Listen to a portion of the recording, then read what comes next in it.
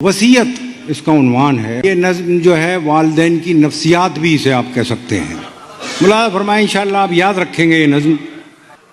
میرے بچوں میری انگلی نہ پکڑو، میری اینک سے دنیا کو نہ دیکھو، میرے نقش قدم پہ خاک ڈالو، میرے رستوں سے رستہ مت نکالو، محبت کی الگ تفسیر لکھو، بلندی کی نئی تعبیر لکھو.